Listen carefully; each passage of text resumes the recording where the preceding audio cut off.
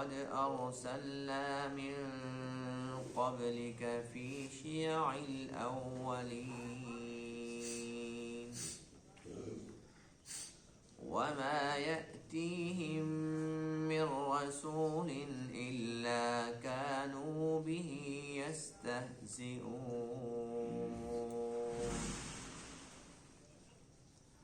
كَذَلِكَ نَسْلُكُهُ فِي قُلُوبِ الْمُجْرِمِينَ لَا يُؤْمِنُونَ بِهِ وَقَدْ خَلَتْ سُنَّةُ الْأَوَّلِينَ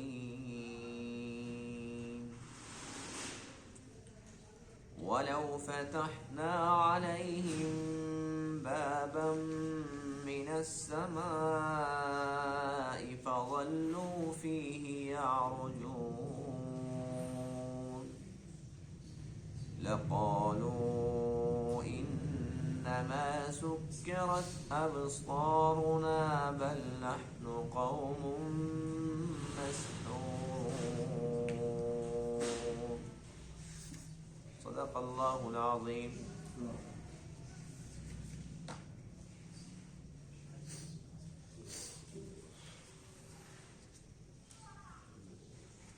آج کے درس میں آیت کریمہ میں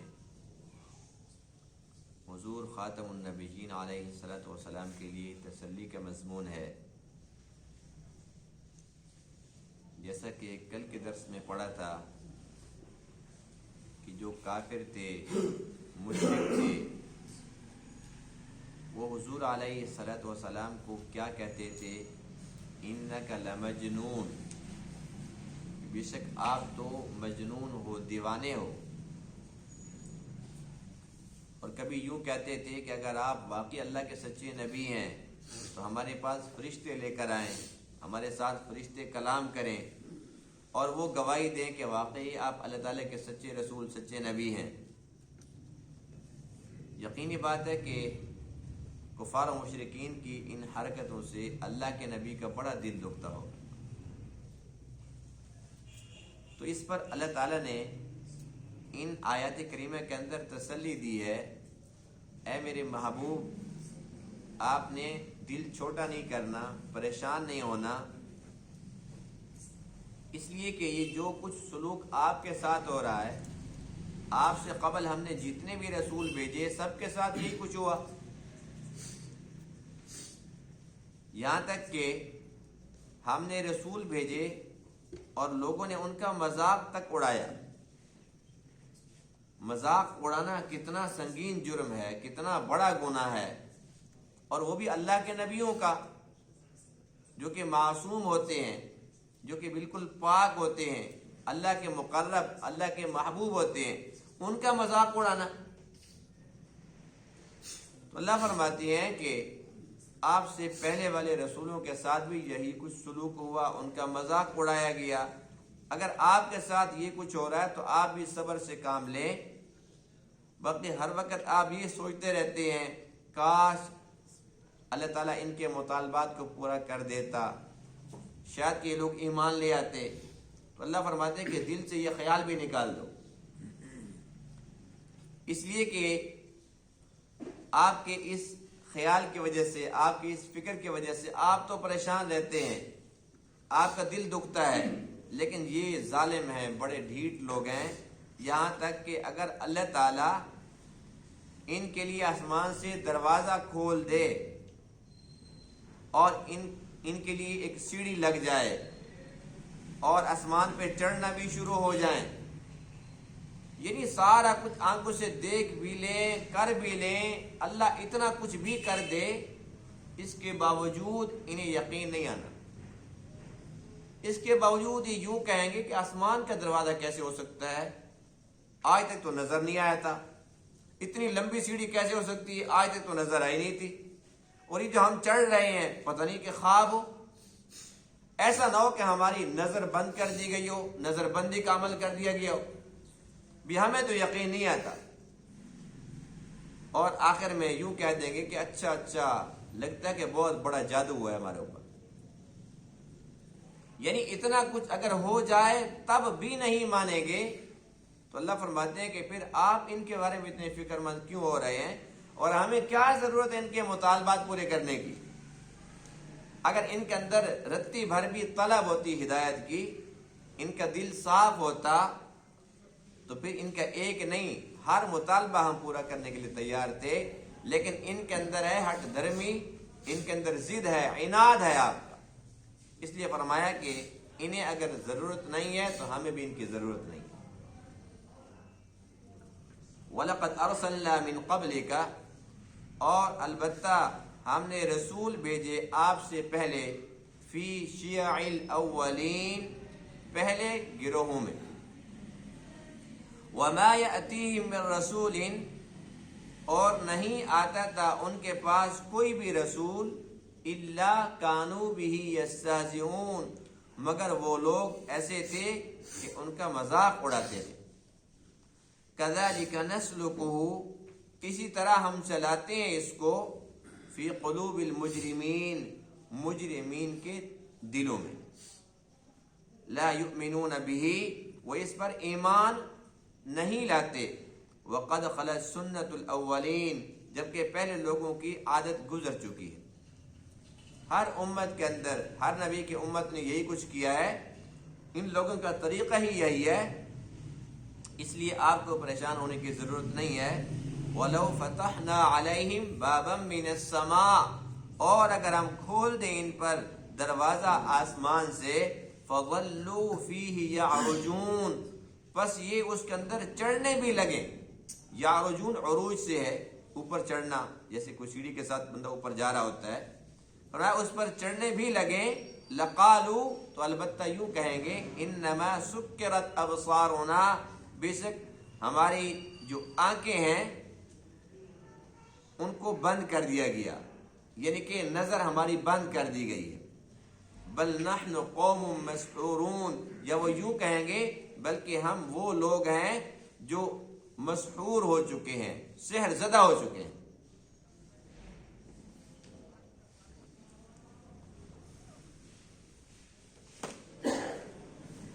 اللہ تعالیٰ نے اپنے پیارے محبوب علیہ الصلوۃ والسلام کو تسلی دی ہے کہ آپ سے پہلے جو رسول گزرے ان کی بھی اسی طریقے سے دل آزاری کی گئی، ان کو دکھ پہنچائے گئے، ان کو تکلیفیں پہنچائی گئی، اور انہوں نے صبر سے کام لیا، اور جو ان کی ڈیوٹی تھی اللہ کا پیغام لوگوں تک پہنچانا، وہ انہوں نے 100% نبھائی. پھر اس کے بعد انجام کیا ہونا ہے؟ انجام نبی کی ذمہ داری نہیں ہے. نبیوں کا کام ہوتا ہے اللہ کا پیغام لوگوں تک پہنچانا، کوئی مانے یا نہ مانے. اللہ کے نبی سے اس کے بارے میں پوچھ نہیں ہوگی، جیسے کہ قرآن مقدس میں ہے وَلَا تُسْأَلُ عَنْ أَصْحَابِ الْجَحِيمِ، کہ جو دوزخ والے لوگ ہیں ان کے متعلق آپ سے سوال نہیں کیا جائے. یعنی کہ اللہ تعالیٰ یہ تو پوچھیں گے، اے میرے محبوب ابو جہل تک میرا پیغام پہنچایا تھا یا نہیں پہنچایا تھا، لیکن یہ سوال نہیں ہوگا کہ ابو جہل ایمان کیوں نہیں لایا. ابو لہب تک، ابو طالب تک میرا پیغام پہنچایا یا نہیں، یہ سوال ضرور ہوگا، لیکن یہ سوال ہرگز نہیں ہوگا کہ وہ ایمان کیوں نہیں لائے. موسیٰ علیہ السلام سے یہ تو پوچھ ہوگی کہ آپ نے فرعون تک ہمارا پیغام پہنچایا یا نہیں پہنچایا، لیکن فرعون مانا یا نہیں مانا، کیوں نہیں مانا، اس کے بارے میں اللہ کے نبی موسیٰ سے پوچھ نہیں ہوگی. لیکن اللہ کے جو نبی ہوتے ہیں نا، وہ بڑے شفیق ہوتے ہیں، بڑے مہربان ہوتے ہیں. اللہ تعالیٰ کے ہر نبی کی خواہش یہی ہوتی ہے کہ جتنے بھی لوگ ہیں میری ساری کی ساری امت وہ جنتی بن جائے. پھر جو خوش نصیب ہوتے ہیں انہیں بات سمجھ آ جاتی ہے، اللہ کے نبیوں کی باتوں پہ عمل کر لیتے ہیں، اور جو بدبخت ہوتے ہیں، بد نصیب ہوتے ہیں، اللہ کے نبیوں کا مذاق تک اڑا لیتے ہیں، تکذیب کرتے ہیں، دل آزاری کرتے ہیں، دل دکھاتے ہیں. تو اللہ فرماتے ہیں کہ ہم نے جب بھی کوئی رسول بھیجا، الا کانوا بہ یستہزئون، تو لوگ ان کا مذاق اڑاتے تھے. مذاق اڑانا یہ گناہ کبیرہ ہے. یہاں تک کہ موسیٰ علیہ السلام نے جب اللہ کے حکم سے بنی اسرائیل کو حکم دیا تھا کہ تم ایک گائے ذبح کرو، سورہ بقرہ میں ہے، تو ان لوگوں نے پتہ کیا کہا؟ قالوا اتتخذنا ہزوا، تم سے مذاق کرتا ہے؟ یہ کیا بات ہو گئی کہ ایک بندہ مر گیا ہے، اس کے قاتل کے بارے میں پتہ چلانا کہ کس نے اس کو مارا ہے، آپ کہتے ہو جی گائے ذبح کرو اور اس کا گوشت اس کے اوپر لگاؤ تو یہ خود بتائے گا زندہ ہو کے کہ مجھے فلاں بندے نے مارا تھا. ہے کو بات کرنے کی؟ تو اللہ تعالیٰ سے جب ہم کلام ہوتے تو ایسے پوچھ، یہ گائے کی شرط بیچ میں سے کہاں سے نکل آئی؟ تو ان لوگوں نے کیا کہا؟ اتتخذنا ہزوا، کیا تو ہمارے ساتھ مذاق کرتا ہے؟ قال اعوذ باللہ ان اکون من الجاہلین. تو موسیٰ علیہ السلام نے کیا جواب دیا کہ میں اللہ کی پناہ مانگتا ہوں کہ میں جاہلوں میں سے ہو جاؤں. یعنی کہ مذاق اڑانا یہ تو جہلوں کا طریقہ ہے. میں اللہ کی پناہ مانگتا ہوں کہ میں ایسا کام کروں، میں تو اللہ تعالیٰ کا نبی ہوں، میں ایسا کام تو سوچ بھی نہیں سکتا. یعنی کہ اللہ کے نبیوں کی تعلیمات یہ ہیں کہ یہ جاہلوں کا طریقہ ہے.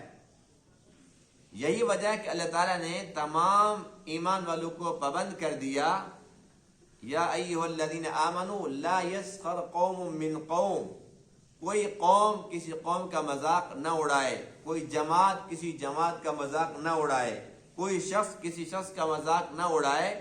عسیٰ ان یکونوا خیرا منہم، ہو سکتا ہے کہ جن کا یہ مذاق اڑا رہے ہیں وہ ان سے خود بہتر ہوں. ولا نساء من نساء عسى ان يكن خيرا منهن، اور نہ ہی عورتوں کے لیے جائز ہے کہ وہ کسی کا مذاق اڑائیں، ہو سکتا ہے کہ جن کا یہ مذاق اڑا رہی ہیں وہ ان سے بہتر ہوں. یعنی اللہ نے ایمان والے مردوں کو، ایمان والی عورتوں کو سختی کے ساتھ منع فرما دیا، خبردار مذاق نہیں اڑانا، یہ گناہ کبیرہ ہے. اس لیے کہ جب مذاق اڑایا جاتا ہے تو جس کا مذاق اڑایا جائے گا تو اس کا دل دکھے گا کہ نہیں دکھے گا؟ اور کسی کا دل دکھانا یہ بہت ہی بڑا گناہ ہے، قبیح حرکت ہے، اللہ کی ناراضگی کا سبب ہے. یعنی کہ اللہ کی تعلیم بھی یہی، اللہ کے رسولوں کی تعلیمات بھی یہی ہیں کہ کسی کا مذاق مت اڑاؤ، کوئی ایسا عمل نہ کرو، زبان سے، ہاتھ سے، اشارے سے، یعنی تمہارے قول و فعل سے کسی کی دل آزاری نہ ہو. حضور علیہ السلام نے پوری کی پوری حیات طیبہ کے اندر کبھی بھی ایسا مذاق نہیں فرمایا جس سے کسی کی دل آزاری ہوئی. اور اللہ کے نبی علیہ السلام کا پاک ارشاد ہے کہ جو انسان اگر کوئی مذاق بھی کرتا ہے اس کے اندر بھی جھوٹ کی اجازت نہیں ہے. یعنی کہ مذاق اس انداز سے ہو کہ کسی بندے کو ہنسانا مقصود ہے، لیکن جھوٹ کی اجازت وہاں پر بھی نہیں ہے، سچ ہونا چاہیے. جس طریقے سے حضور علیہ السلام کے پاس ایک صحابی آتے ہیں کہ جی میں نے جہاد کے لیے مجھے ایک اونٹ چاہیے، تو اللہ کے نبی کیا فرما دیا کہ میں تمہیں اونٹنی کا بچہ دوں گا. اس نے کہا جی مجھے کیا فائدہ اونٹنی کے بچے سے، میں نے جہاد پہ جانا ہے، مجھے اونٹ چاہیے، میں اونٹنی کا بچہ کیوں لوں؟ آپ علیہ السلام نے ارشاد فرمایا کہ جو اونٹ ہوتا ہے وہ اونٹنی کا بچہ نہیں ہوتا. کہ ہاں جی یہ تو بات تو صحیح ہے کہ اونٹ ہوتا تو اونٹنی کا ہی بچہ ہے. تو فرمایا کہ میں تمہیں اونٹ ہی دوں گا لیکن وہ اونٹنی کا تو بچہ ہی ہوگا. اب دیکھو یہ ایک ایسا مذاق ہے، اسے دل آزاری مقصد نہیں ہے. مقصد کیا تھا کہ یہ خوش ہو جائیں گے، تو مذاق بھی فرمایا لیکن جھوٹ بھی نہیں ہے. یعنی کہ جو اونٹ ہے وہ اونٹنی کا بچہ ہے، بے شک وہ بڑا بچہ ہے، لیکن صحابی نے سمجھا کہ شاید چھوٹا بچہ دینا چاہ رہے. اسی طریقے سے ایک صحابی آتی ہے، ایک بڑی آتی ہے کہ میرے لیے آپ دعا فرمائیں کہ بس میں بھی جنت میں چلی جاؤں. اور میں کہ بڑیاں تو جنت میں جائیں گی ہی نہیں. وہ تو رونے لگ گئی، ہائے میرا کیا بنے گا، میں تو بوڑھی ہوں، اب میں جنت میں نہیں جاؤں گی. اور میں کہ رونے کی ضرورت نہیں ہے، تو جائے گی لیکن بوڑھی نہیں جائے گی، تو جوان ہو کر جائے گی. اچھا اچھا اچھا یہ مقصد تھا. دیکھو مذاق بھی ہو گیا لیکن جھوٹ بھی نہیں ہے. اسی طریقے سے ایک صحابی آئی، دعاؤں کی درخواست کی، اے اللہ کے رسول میرا جو شوہر ہے وہ بیمار ہے آپ دعا فرمائیں کہ وہ ٹھیک ہو جائے، بہت زیادہ بیمار ہے۔ میں کہا اچھا جس کی آنکھوں میں سفیدی ہے؟ اس نے کہا تو بتاؤ، اس کا مطلب تو یہ ہے کہ جیسے انسان مرتا ہے تو سفیدی آ جاتی ہے کہ پھر تو اس نے تو بچنا ہی کوئی نہیں۔ وہ جب بہت زیادہ پریشان ہونے لگی تو آپ نے فرمایا کہ سفیدی سب کی آنکھوں میں نہیں ہوتی۔ پھر ہاں یہ بات تو میں بھول ہی گئی تھی، سب کی آنکھوں میں سفیدی ہوتی ہے۔ یعنی کہ اللہ کے نبی علیہ السلام کی تعلیمات ہیں، یعنی کہ ہر ایک عمل کر کے دکھایا ہے۔ اس سے پتہ چلتا ہے کہ کوئی بندہ کہ جب بندہ مذاق ہی نہ کرے، پھر مذاق کرو لیکن ایسا مذاق نہ کرو جس سے جھوٹ ہو، کسی کی دل آزاری ہو۔ جھوٹ کتنا بڑا گناہ ہے۔ ایک مرتبہ ایک صحابیہ نے اپنے بچے کو بلایا، بچہ نہیں آ رہا تھا نا، تو ماں نے کہا کہ ادھر آؤ میں تمہیں چیز دوں گی۔ بچہ آ گیا تو اللہ کے نبی فرماتے ہیں کہ تیرا کیا ارادہ تھا؟ اس کو جو بلایا کہ ادھر آؤ تمہیں چیز دوں گی، تو تیری نیت کیا تھی؟ کیا چیز دینی تھی؟ تو وہ صحابی عرض کرتے ہیں کہ میری مٹھی کے اندر ایک کھجور ہے، میرا مقصد یہ تھا کہ میرے پاس آئے گا تو میں اس کو یہ کھجور دے دوں گی۔ فرمایا کہ اگر تیری مٹھی خالی ہوتی اور صرف اس کو ایسے بلانا پنسانا مقصد تھا، اللہ کے یہاں تیرے یہ جھوٹ لکھ دیا جاتا۔ اب اس قسم کی کتنی حرکتیں ہم کر چکے ہیں، کتنے ہم جھوٹ بولتے ہیں، جان بوجھ کر بولتے ہیں اور بغیر کسی مقصد کے۔ ایک ہوتا ہے نا کہ بندہ جھوٹ بولتا ہے تو انسان کو کوئی مفاد حاصل ہو، کوئی مفاد نہیں ہے، عادت ہے جھوٹ بولنے کی۔ تو میں عرض یہ کر رہا تھا کہ مذاق جس سے کسی کی دل آزاری ہو ناجائز اور حرام ہے، گناہ کبیرہ ہے، اور مذاق کے اندر بھی جھوٹ کی اجازت نہیں ہے۔ یہ تو تعلیمات ہیں قرآن کی، احادیث مبارکہ کی، اللہ اور اللہ کے محبوب کی تعلیمات ہیں۔ لیکن ہمارا طرز عمل کیا ہے؟ آج اس دور کے اندر جو لوگ کسی کا مذاق اڑاتے ہیں اور مذاق بھی اس حد تک کہ پگڑیاں اچھالتے ہیں، ان کی توہین کرتے ہیں، تو آج کل ایسے بیہودہ لوگوں کو بہت زیادہ پذیرائی ملتی ہے، انعامات ملتے ہیں، لاکھوں روپے معاوضہ لیتے ہیں۔ اور یہ جو یہودی میڈیا ہے، دجالی میڈیا، ان کے اندر باقاعدہ طور پر ایسے ایسے پروگرام ہے پورے گھنٹے گھنٹے کے، ہر ایک چینل کے پاس اسی قسم کا کوئی سسٹم ہے کہ وہ اس قسم کے بیہودہ لوگوں کو بلاتے ہیں اور پھر ان کا جس پہ دل چاہے، کوئی سیاسی ہے، کوئی مذہبی رہنما ہے، انہیں اس سے کوئی غرض نہیں ہے۔ ان کا کام ہے کہ ہم لوگوں کو ہنسا رہے ہیں، ہم تو تفریح کے طور پر یہ پروگرام کر رہے ہیں۔ دیکھو، اگر 1,00,000 بندے کو تم ہنسا رہے ہو، لیکن اگر کسی عالم کی پگڑی اچھال رہے ہو یا کسی سیاسی کی، بزرگ کی، کسی عورت کی، کسی مرد کی جس کا تم مذاق اڑا رہے ہو، اس پر، اس کے پورے خاندان پر، جو اس کے چاہنے والے ہیں، ان کے تعلق والے ہیں، ان کے دل پر کیا بیت رہی ہے؟ انہیں اس سے کوئی غرض نہیں۔ تو یہ قیامت سے پہلے قیامت ہے کہ نہیں ہے؟ جس کام کی اللہ نے اجازت نہیں دی، اللہ کے نبی نے اجازت نہیں دی، اس کام کو آج کل ایک فن کا درجہ حاصل ہو گیا۔ یہ بڑے فنکار ہیں جی، یہ ان کی فنکاری ہے۔ ایک حدیث پاک سنیے، حدیث پاک میں ہے کہ جو انسان کسی کو ہنسانے کے لیے جھوٹ بولتا ہے، اب جتنے اس قسم کے ایکٹر ہیں، پروگرام کرتے ہیں، کیا یہ سچ بول رہے ہوتے ہیں؟ سارے جھوٹ ہوتے ہیں، سب کو پتا ہوتا ہے۔ کبھی کسی کے آواز میں، کبھی کسی کے انداز میں، یعنی کہ ان کی دل آزاری ہو رہی ہوتی ہے۔ اب یہ جو کچھ کر رہی ہے جھوٹ ہی ہوتا ہے۔ اللہ کے نبی فرماتے ہیں کہ جو مذاق کرتا ہے کسی کو ہنسانے کے لیے اور اس کے اندر وہ جھوٹ بولتا ہے، فرمایا کہ قیامت کے دن جنت تو دور کی بات ہے، جنت کی خوشبو بھی یہ نہیں سونگھ پائے گا، جنت کی خوشبو بھی نہیں۔ کتنی محرومی کی بات ہے، بد نصیبی کی بات ہے، کتنی تباہی کی بات ہے، لیکن وہ دندناتے پھر رہے ہیں، لوگ ان کے بڑے چاہنے والے ہیں۔ کیا بات ہے جی، زبردست پروگرام کیا ہے۔ اب اگر وہ لوگ پروگرام کر رہے ہیں تو ایسے بیہودہ لوگوں کے ساتھ جو لوگ شریک ہیں کسی بھی رنگ کے اندر، ان کو داد دے رہے ہیں، ان کو اچھا سمجھ رہے ہیں، اس گناہ کے برابر کے حصے دار ہیں یا نہیں ہیں؟ اگر لوگ اس کا بائیکاٹ کر دیں، کون دیکھے گا؟ کون ان کی باتیں سنے گا؟ لیکن آوے کا جو بگڑ گیا. ہر بندہ اسی چکر میں جی بس پریشانی ہوتی، چلو جی پروگرام دیکھتے ہیں، چلو ہم خوش ہو جاتے ہیں. لیکن پتہ تب چلے گا جب آنکھیں بند ہوں گی کہ چند لمحوں کی خوشی کے لیے ہمیشہ ہمیشہ کی زندگی تم نے تباہ و برباد کر کے رکھ لی. تو مذاق اڑانا گناہ کبیرہ ہے. اور اللہ فرماتے ہیں کہ میں نے جب کوئی رسول بھیجا الا کانوا بہ یستہزئون، لوگ ان کا بھی مذاق اڑاتے تھے. اور جب اللہ کے رسولوں کا مذاق اڑاتے تھے اللہ نے سزا کیا دی، ایمان سے محروم کر دیا. اب کفر پر تم مرو. ابو جہل نے کتنا ستایا، اللہ نے کیا سزا دی؟ ابو جہل جہالت پر مرے گا، تو مشرک ہے تو شرک پر مرے گا، کافر ہے کفر پر مرے گا. اور قیامت کے دن تک تجھے لوگ ابو جہل کے نام سے یاد کریں گے کہ تو سراپے جہالت تھا. اصل نام ہی لوگ بھول گیا، عمر بن ہشام نام تھا، لیکن اکثر لوگوں کو نام کا پتہ ہی نہیں ہے، نام ہی پڑ گیا جاہل ترین انسان. اللہ تعالیٰ سزا تو دیتے ہیں نا. جو اللہ کے پیاروں کا دل دکھاتا ہے بے شک وہ خاموش ہو جائیں، لیکن اللہ خاموش نہیں رہ سکتا.